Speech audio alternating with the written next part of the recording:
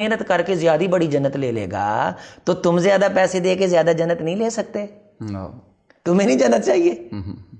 اگر اس نے اللہ کی رضا کے لیے قرآن پڑھانا ہے تو تم نے اس کی خدمت نواز شریف کو راضی کرنے کے لیے کرنی ہے. وہ کبھی سوچو تو صحیح نا. وہ کہتے ہیں چمن میں تلخ نوائی میری گوارا کر کے کبھی زہر بھی کرتا ہے کارے تریاقی. تو یہ میری بات اگرچہ کسی کو تلخ ضرور محسوس ہو. ہماری مسجد میں ایک خطیب صاحب آئے اور کہنے لگے کہ جب ان کی خدمت کرنے لگے تو کہنے لگے جی میں نے اللہ کی رضا کے لیے جمعہ پڑھایا ہے. تو میں نے کہا یہ جو ہم آپ کو پیسے دے رہے ہیں نا یہ ہم عمران خان کو راضی کرنے کے لیے دے رہے ہیں. اسے بات سمجھ آ گئی.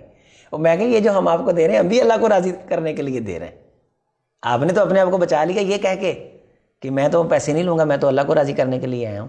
تو ہم کس کو ہمارے لیے پھر آپ نے کیا چھوڑا ہے کہ ہمارا جی نہیں کرتا ہم اللہ کو راضی کریں. اللہ کو راضی تو ہم نے بھی آپ کی خدمت اللہ کو راضی کرنے کے لیے ہی کرنی. کاش قاری صاحب اللہ کو راضی کرنے کے لیے پڑھائیں اور انتظامیہ اللہ کو راضی کرنے کے لیے اس کی جتنا ہو سکتا خدمت کرے. اس کی خدمت کرے. قاری صاحب جتنا ہو سکتا ہے زور لگائے.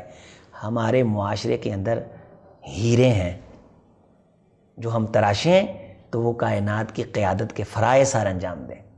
ہمارے ان شعبوں سے نکلنے والے بچے قرآن مجید سے جو بیزار ہوتے ہیں نا اس کی استاذ کی روح کا ان پہ اثر پڑتا ہے. قاری صاحب یہ میری بات نوٹ فرما لیں, سامعین و ناظرین بھی نوٹ کر لیں.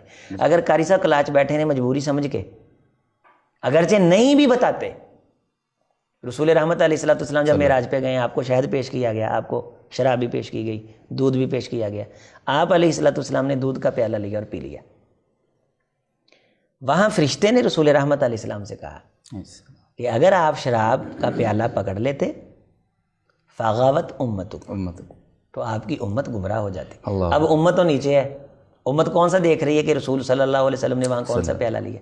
استاد 7 پردوں کے اندر بھی بیٹھا کوئی سوچ رہا ہو نا اس کے اثرات طلبہ پہ پڑتے ہیں. وہ صبح بھی بیزار, دوپہر کو بھی بیزار, شام کو بھی بیزار, قرآن پڑھا رہا ہے ڈنڈا ہاتھ میں پکڑا ہوا ہے.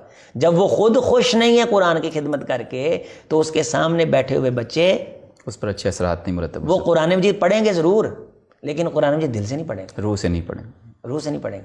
ہم نے اس کی روح کو بے چین کیا ہوا ہے, مضطرب کیا ہوا ہے, منتشر الخیال کیا ہوا ہے. کبھی وہ ادھر دیکھتا ہے کبھی ادھر دیکھتا ہے اور کبھی وہ گھر کو سوچتا ہے, کبھی معیشت کو سوچتا ہے, کبھی اپنے فیوچر کو سوچتا ہے اور بیٹھا ہے سامنے. تھوڑی دیر کے بعد وہ پھٹی کھڑکا دیتا ہے, بچے یوں کر کے ہل لیتے ہیں اور پھر ایسا وہ اوپر چھا کر کے بیٹھا ہے کہ جس طرح نعوذ باللہ بچے قرآن مجید نہیں پڑھنے آئے جیسے کوئی سزا بھگتنے آئے ہوئے.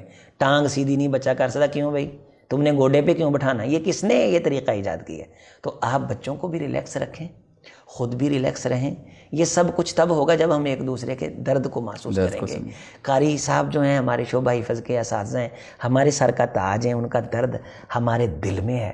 ہم یہ چاہتے ہیں کہ ہم ان کے بارے کوئی نہ کوئی لوگوں کو بریف کریں, لوگوں کی رہنمائی کریں اور ان کے وظیفے کے بارے ہم ایک باقاعدہ مہم چلائیں.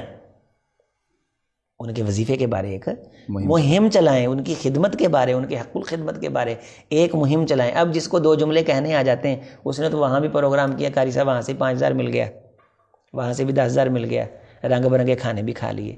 یہ بیچارہ صبح سے لے کے شام تک بیٹھا ہوا ہے اور خالصتاً قرآن کی خدمت کے لیے بیٹھا ہوا. اگر اس کے بارے نہیں نا سوچیں گے تو جب یہ بیزار ہو جائے گا تو اصل ہماری بنیاد اور راس جو ہے وہ شعبہ حفظ ہے.